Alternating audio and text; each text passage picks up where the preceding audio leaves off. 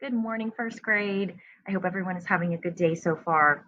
All right, today we have another deep dive, and we're going to be talking about shades of meaning. And this is something that we've talked about a few times now. And we've learned that there are words that will have similar meanings, but they'll be just a little bit different to help convey a different meaning. So if I say, oh, I'm a little sleepy today versus I am exhausted today, both of those words tell about being tired, but they also are different in their meaning. Being a little sleepy, is just, oh, I'm a little sleepy. But if you say I'm exhausted, that is just super tired.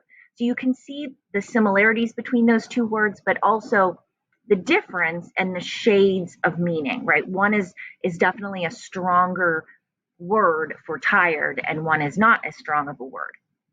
So you may remember in some of these lessons, you put words in order in a way that you thought they should be ordered, on quickest to slowest or softest to loudest. Today, we're not going to be ordering words, but we're going to be looking for words in our text, Never Smile at a Monkey, that have shades of meaning to the word touch. So, do you know what that word means? Have you heard that word before? Touch. Think you know what that means? Yeah, right. It means to be able to feel something with your body or your skin or your fingers in some way. So I can touch my coffee mug. I'm touching my coffee mug. Now, can you think of some other words, just kind of other words that you know that have a similar meaning or a shade of meaning to the word touch? What do you think? I was thinking of the word feel, right? Feel. I can feel uh, my arm just like I could touch my arm. What about hit? Hit. Now that's a stronger meaning of the word, right? Hit has a different meaning than touch, but it's all kind of within that same, similar type of word, right? To touch something or feel something, but hit is a stronger word. Or what about pat? I think, I can pat my head. That's also related and a shade of meaning of the word touch.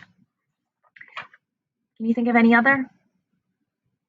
Yeah, maybe like bump. If you bump your elbow or bump into the wall, you're touching the wall.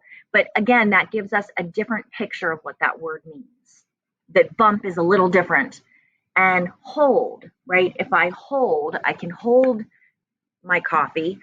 I'm holding it. It's very similar to touch, but you can see like hold is more of a like I have a good grasp on it, and it's a little different. Okay, so now that we've thought of some words that we just know that have similar meanings to touch, let's take a look at the text and see if we can find some other words that the author used that mean the same as touch, but also are a little bit different to give us a little different of a picture of what they mean by it. And while we're doing this, I just want you to think about why you think an author would want to use different words that are all kind of similar and have the shades of meaning. But why might they do that? How can that make a book better? All right, so let's go ahead and take a look at Never Smile at a Monkey. All right, so I'm going to read some sentences to you. We're going to focus on the larger text on the page, and I want you to see if you can find a word in these sentences that you think means touch or is a shade of meaning of touch. Never pet a platypus. Never pet a platypus. Is there a word in that sentence that means, yeah, pet? That's what I was thinking, right? You can, you pet your dog. That's what it makes me think of. You pet your dog. But that is another word that is very similar to touch, but we get, just a little bit different picture in our mind. What about this next one? Never collect a cone shell. Never collect a cone shell. Yeah, I was thinking collect is similar to touch. Collect makes me think, you're kind of like picking something up and holding it. but collect essentially, means touch. All right, let's keep going. Never harass a hippopotamus. Do you see a word in this sentence that means the same as touch? Yeah, I don't either. I think harass is really like to bother, and it's not necessarily the same as to touch. So I think this actually is not an example of a word that has a shade of meaning of touch. So let's keep going. Never jostle a jellyfish. What do you think about that? Have you ever heard that word jostle before?